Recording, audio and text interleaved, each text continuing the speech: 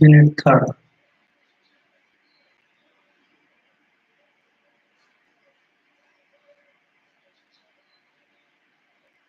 Theory of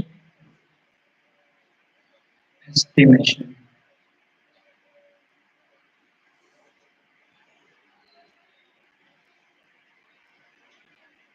audio video में कोई problem हो तो बता दें।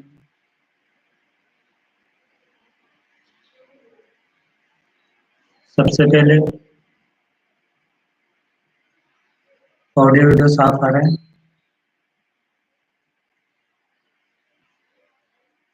सबसे पहले बता करेंगे पैरामीटर स्पेस।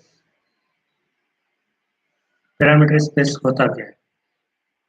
पहले पैरामीटर जैसे हर एक रैंडम वेरिएबल, माना एक random variable x random variable है, ऐसे बहुत सारे हो सकते हैं, x2 x3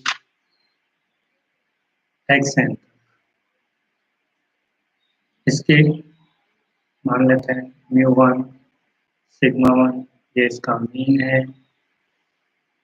ये इसका स्टैंडर्ड डेविएशन है। ऐसे और भी पैरामीटर हो सकते हैं, सभी के अलग अलग पैरामीटर होंगे। तो ये जितने भी होते हैं इनको पैरामीटर बोलते हैं।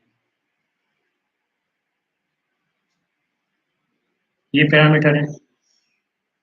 अब अगर एक रैंडम वेरिएबल हो तो उनके पैरामीटर आसानी से निकाले जा सकते हैं, लेकिन एक से ज़्यादा हो तो उनके लिए एक स्पेस बनाया जाता है जिसको कहते हैं कैपिटल थीटा। वो इसके अंदर जो एलिमेंट होते हैं वो इस टाइप के होते हैं, θ1 θ2 r1 r2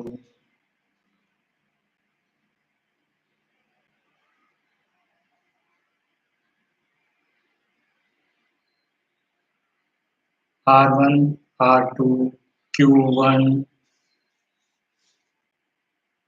q2 समथिंग इस टाइप। नॉर्मली हम नोटेशन सिर्फ थीटा को मानेंगे कि theta belongs to capital theta. तो ये जितने भी थीटा होंगे वो पैरामीटर होंगे,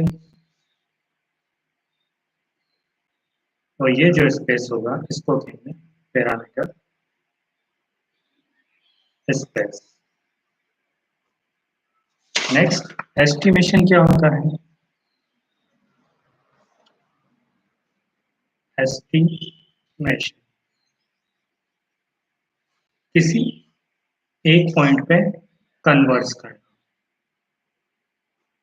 जैसे अपने पास अलग अलग है पैरामीटर है, जैसे x का कोई पैरामीटर है म्यू है, सिग्मा है, सिग्मा स्क्वायर है, कोरिलेशन कोफिशिएंट है। अगर इनको किसी एक नंबर पे कन्वर्ट कर लें, मान लें वो थीटा है, तो ये कहलाता है एस्टिमेशन। अब एस्टिमेशन दो प्रकार के होते हैं अपने। फर्स्ट एस्टिमेशन होता है पॉइंट एस्टिमेशन।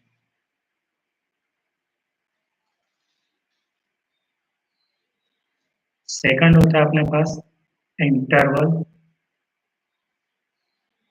एस्टिमेशन।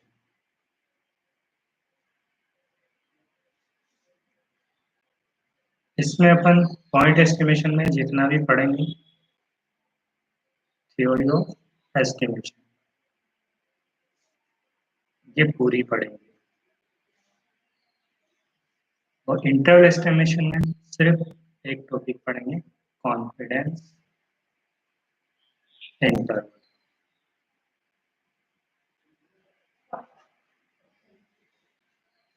सबसे पहले इनकी डेफिनेशन बुक में दे रखी है। नॉर्मल एनी फंक्शन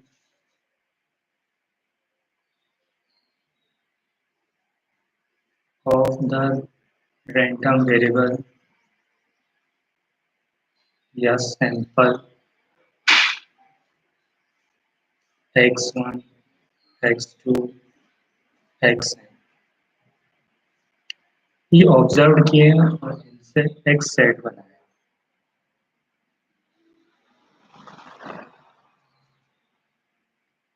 जिसको अपन कहेंगे इज कॉल्ड स्टैटिस्टिक्स।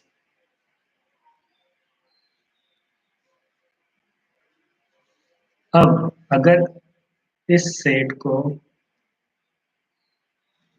किसी नंबर पे कन्वर्ट कर दें तो वो होता है एस्टिमेशन। यही डेफिनेशन है, ठीक है।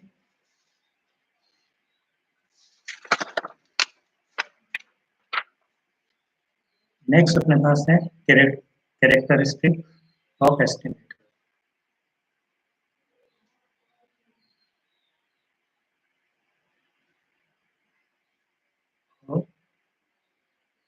एस्टिमेट ये एग्जाम में पूछा गया है, डायरेक्टली पूछा गया है, डिस्कस करना है। इसको दूसरी चीज भी बोलते हैं गुड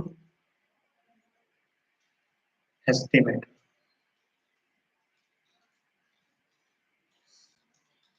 प्रॉपर गुड एस्टिमेटर की property, property of good estimator. अब ये चार टाइप के होते हैं। First, अनबाइस्डनेस।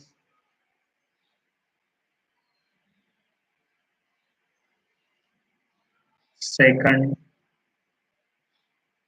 Consistency. Third, efficiency. Fourth, sufficiency.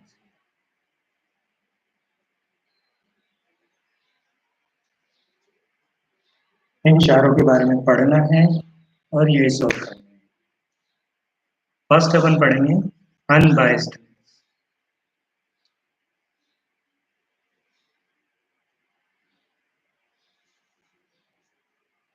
इसकी डेफिनेशन सबसे सिंपल इसी की है कि कोई सेट है रैंडम वेरिएबल का x1 x2 xn, इसको स्टैटिक्स भी बोलते हैं। ये अनबाइस्ड एस्टिमेटर होगा इसका गामा थीटा। कब होगा? अगर इसकी एक्सपेक्टेशन निकाली जाए और वो भी गामा थीटा में जाए।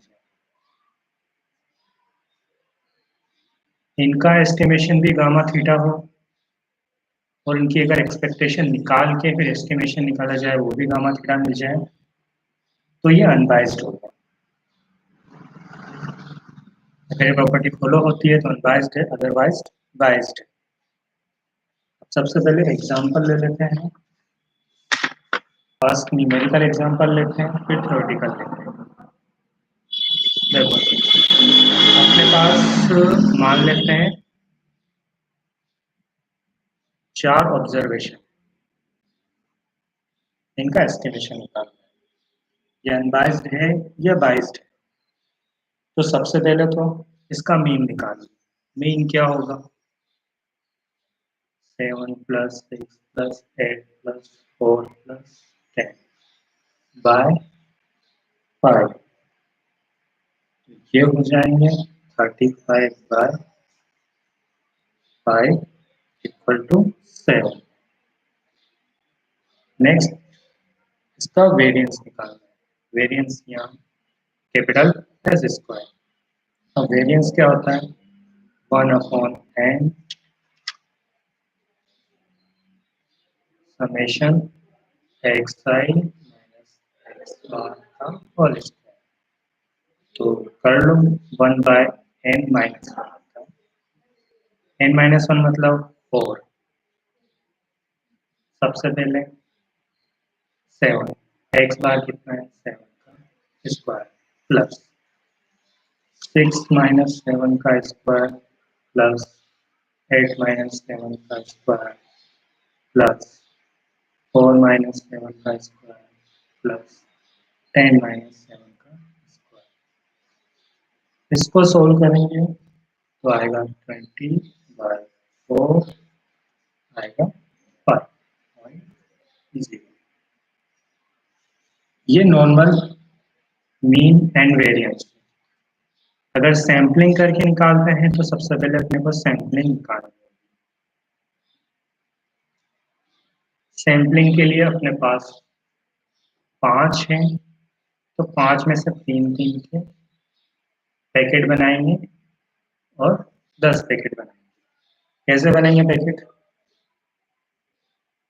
सबसे पहले तो फर्स्ट, सेकंड, थर्ड, फोर्थ, 5।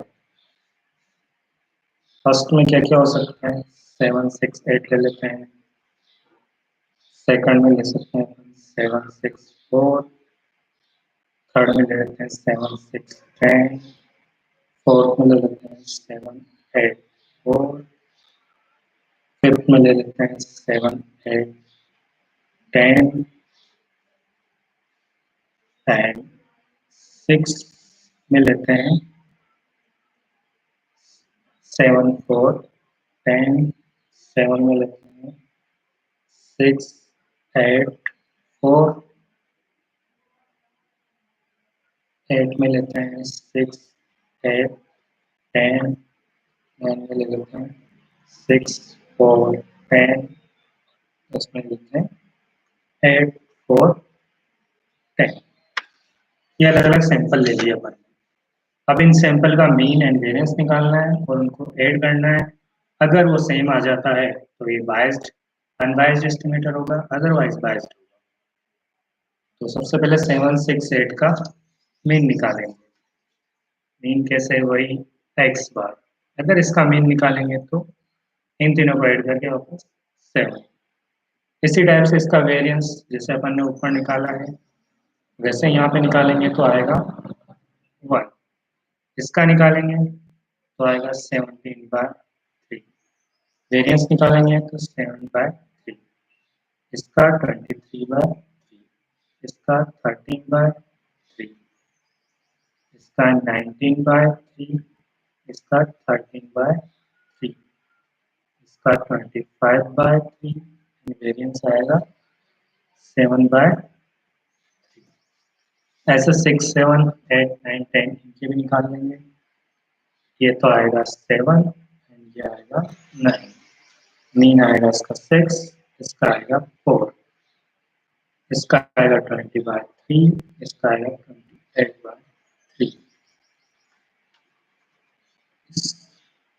इसका आएगा, सॉरी उल्टा हो गया, यहाँ आएगा 8, यहाँ आएगा 4।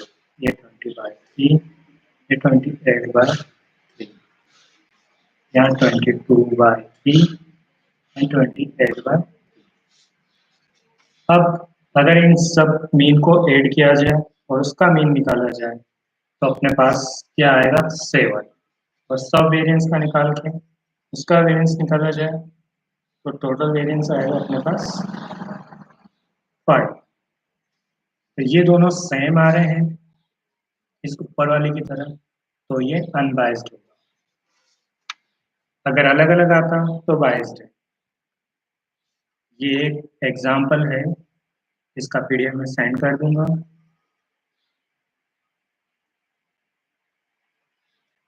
क्या प्रॉब्लम हो रही है? पेज नहीं दिख रहा है, छोटा पड़ रहा है।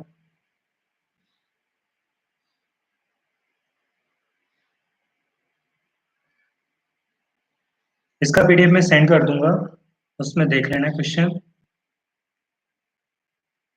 बाकी अगर और कुछ नहीं समझ में आ रहा हो तो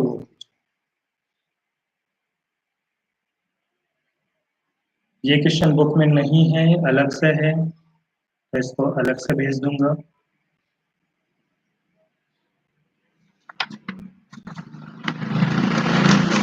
अब बुक में कुछ एग्जाम्पल दिए हुए हैं जिसमें से आए हुए हैं एग्जाम में। फर्स्ट एग्जाम्पल जो दे रखा है वो इस टाइप से दे रखा है कि कुछ रैंडम वेरिएबल है x1, x2, xn। ये रैंडम सैंपल है और किसको फॉलो कर रहे हैं? Normal population μ1। तो अपने को प्रूव करना है show that t = 1/n sigma xi square i equal to 1 to n। ये अनबाइज्ड होगा इसके लिए म्यू स्क्वायर प्लस 1 के लिए। तो क्वेश्चन है तो सबसे पहले तो एक्सपेक्टेशन निकालनी है और वेरिएंस निकालनी है। तो एक्सपेक्टेशन तो सभी की सेम ही दे रखी है, इसमें म्यू दे रखी है तो सभी की सेम ही होगी, तो सभी की सेम होगी तो इसकी भी। वेरिएंस भी दे रखा है तो सभी का वेरिएंस सेम ही होगा, किसी पे डिपेंड नहीं है तो सेम म्यू और 1 ही होंगे। अब अपने को निकालना क्या है, ई एक्स आई स्क्वायर। ये क्या होता है, वेरिएंस की डेफिनेशन ये होती है variance of X I equal to ई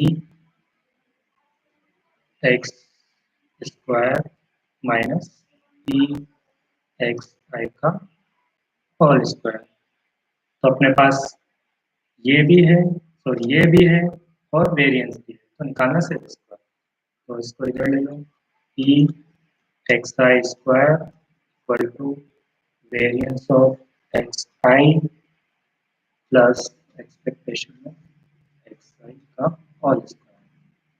अब वैल्यू रख दो तो ये हो जाएगा 1 प्लस म्यू स्क्वायर। अब निकालना किसका है अपने को, एक्सपेक्टेशन ऑफ टी, और टी यहाँ पर क्या है 1/n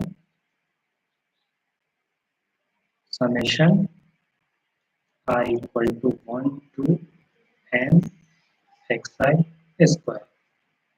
अब xi स्क्वायर की वैल्यू अपन जानते हैं सभी के सेम ही आएगी, तो यहाँ आएगी 1 प्लस म्यू स्क्वायर। अब n टाइम्स है तो n मल्टीप्लाई हो जाएगा, तो n से n कैंसिल, तो ये 1 प्लस म्यू स्क्वायर। तो सेम आया है मीन्स ये अनबाइज्ड है, अगर अलग अलग होता तो बाइज्ड रहता। सेकंड क्वेश्चन जो है वो बुक में ही देख लो, थोड़ा सा मैं करा देता हूँ। क्वेश्चन इस टाइप से है कि टी एक अनबाइज्ड है, टी अनबाइज्ड है, तो प्रूफ क्या करना है अपने को कि टी अनबाइज्ड है थीटा के लिए, तो टी स्क्वायर होगा थीटा स्क्वायर के लिए। ये क्वेश्चन 2018 में आया था, 2020 में आने की ज्यादा चांसेस है अगर पेपर सिंपल बना तो। इसको कर लेते हैं सबसे पहले, क्वेश्चन में जो दे रखा है क्वेश्चन में दे रखा है कि ई टी जो है किस पे है, थीटा पे है, और वेरिएंस दिया हुआ नहीं है लेकिन टी स्क्वायर निकालना है तो वो इसी से आएगा।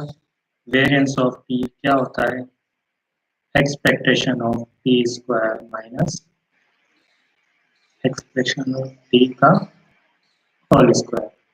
इसकी वैल्यू निकालनी है तो वही फॉर्मूला वापस, ये ऐसे लिख लो डायरेक्टली, वेरिएंस ऑफ टी, ये T T square minus theta square.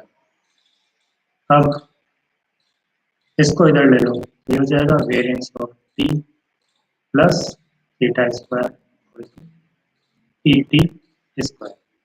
अब यहाँ पर देख लो वेरिएंस टी जीरो हो नहीं सकता, हमेशा थीटा स्क्वायर से ज्यादा होगा, मीन्स टी टी स्क्वायर जो होगा वो कभी भी थीटा स्क्वायर के इक्वल नहीं हो सकता, तो ये बाइज्ड है, नॉट अनबाइज्ड नहीं है, बाइज्ड है। ये एग्जाम में आया था तो मैं यही प्रूफ करना था, इतना था। बाकी के एग्जाम्पल बचा हुआ है वो तुम सेल्फ कर लेना। हम नेक्स्ट टॉपिक पढ़ते हैं।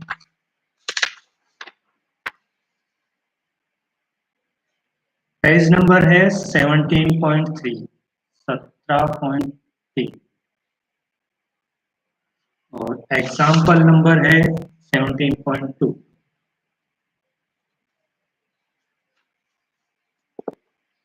चैप्टर 17 है theory of estimation, statistical interference first इसका है।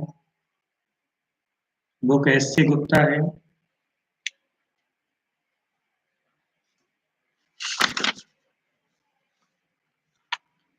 Next, consistency.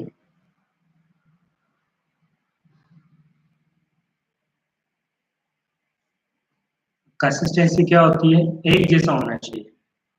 मतलब अगर चल रहा है वो बिल्कुल कंसिस्टेंस चलना चाहिए, चेंज नहीं होना चाहिए। जितनी भी अपन प्रोबेबिलिटी लगाएंगे, जिस स्पेस में लगाएंगे, वो बिल्कुल सेम रहनी चाहिए। सेम रहने का तरीका एक ही होता है, या तो लिमिट को यूज करो या कन्वर्जेंस को यूज करो। यहाँ पे दो डेफिनेशन दे रखी है बुक में, तुम लिमिट वाली या कन्वर्जेंस वाली यूज करना। डेफिनेशन क्या है? Tn जो है इज कंसिस्टेंट एस्टिमेटर। एस्टिमेट कब कहलाएगा? इसका गामा थीटा का, और गामा थीटा कब? If for every epsilon greater than 0 and eta greater than 0 there exist n positive greater than, so less than m। जो m होगा वो एप्सिलॉन और थीटा का फंक्शन होगा। किस टाइप से होगा? Such that probability space of Tn minus gamma theta less than epsilon, ये 1 पे जाना चाहिए। कब? जब as n tends to infinity. इसका यही है कन्वर्जेंस है कि Tn गामा थीटा पे कन्वर्ज हो रहा है, तो प्रोबेबिलिटी स्पेस 1 पे हो जाएगा। कब होगा? जब n टेंड्स टू इंफिनिटी होगा। एग्जाम में अगर डेफिनेशन आती है तो तुम्हें यही लिखनी है, दूसरी नहीं लिखनी है, काम भी यही आएगी। अब नेक्स्ट है invariance property of consistent estimator. ये एग्जाम में आई हुई है, डायरेक्ट नाम से आई हुई है। स्टेटमेंट तुम्हें खुद लिखना है, प्रूफ भी करना है, तो कर लेते हैं। सबसे पहले स्टेटमेंट लिखते हैं। 17.1, पेज नंबर इसका है 17.4। इंपॉर्टेंट है, 2014 और 2012 में आई हुई है। स्टेटमेंट क्या है? If Tn is a consistent estimator of gamma theta and psi of gamma theta is continuous function of gamma theta, then जो psi Tn होगा वो कंसिस्टेंट एस्टिमेटर होगा इसका psi गामा थीटा। अगर Tn गामा थीटा का है तो psi Tn psi gamma theta का होगा, तो मैं ये प्रूफ करना है। नॉर्मल तरीके से प्रूफ होगा जैसे अपन कन्वर्जेंस प्रूफ करते हैं। पहले जो जो चीजें दे रखी है वो लिख देते हैं। सेंस क्या क्या दे रखा है? जो Tn है वो कंसिस्टेंसी एस्टिमेटर है किसका? Gamma theta. T N probability में स्पेस में गामा थीटा बन जाएगा। कब? जब एज एन जो होगा टेंड्स टू इंफिनिटी होगा। That means for every epsilon greater than 0, eta greater than 0, there exists a positive integer n greater than n, n जो फंक्शन होगा epsilon eta का होगा such that जो डेफिनेशन बुक में दे रखी है सेम वही लिखेंगे, गामा थीटा। अगर ग्रेटर होता तो ये चेंज जाती है, यहाँ पर ये इस टाइप की दो टाइप की डेफिनेशन थी, एक इससे पहले लिखी थी वो और एक ये, दोनों में से कोई सी भी यूज कर सकते हो। यहाँ इसने ये यूज करिए। ये टी एन गामा थीटा के लिए अपने को साई के लिए प्रूव करना है, सेम यही। तो साई एक कंटिन्यूस फंक्शन है, कंटिन्यूस है, तो इसके लिए भी और एवरी एप्सिलॉन ग्रेटर देन 0 एक पॉजिटिव स्मॉल नंबर होगा, स्मॉल नंबर, उसको तुम चाहो डेल्टा मान लो, बुक में एप्सिलॉन 1 माना है, अलग देखने के लिए डेल्टा मान लो, तो डेल्टा होगा इस टाइप से, such that psi T N minus psi gamma theta ये एप्सिलॉन से सॉरी डेल्टा से छोटा होंगे, तब व्हेन जो टी एन होगा वो गामा थीटा से माइनस एप्सिलॉन से छोटा होगा। दैट मीन्स सेम यही है कि अगर psi T N minus psi gamma theta delta से छोटा हो तो T N minus gamma theta epsilon से छोटा होगा। अब दो इवेंट होंगे और टू इवेंट्स, क्योंकि पहला इवेंट अपने पास टी एन वाला था, दूसरा इवेंट साई टी एन वाला है, तो उनको मान लेते हैं ए एंड बी। तो ए एम्प्लीफिकेशन बी कब होता है? जब ए सबसेट और बी है तो या तो इस टाइप की होगी, उसकी प्रोबेबिलिटी या तो पी बी से छोटी होगी या पी बी छोटी होगी पी ए की प्रोबेबिलिटी। इन दोनों को मिलाने से क्या होगा? जो पी है psi T N minus psi gamma theta ये डेल्टा से छोटा होगा या बड़ा होगा, ये इससे बड़ा होगा। सेकंड वाली लो या फर्स्ट वाली लो, कोई सी भी ले लो। से फर्स्ट ए क्या था अपने पास? T N minus gamma theta, वो एप्सिलॉन से छोटा होगा। इसको बी मान लिया, इसको ए मान लिया, प्रोबेबिलिटी बी बड़ी होगी एज छोटी होगी, लिखा हुआ है। इसके लिए अपने को पता है ही सही, तो P psi T N minus,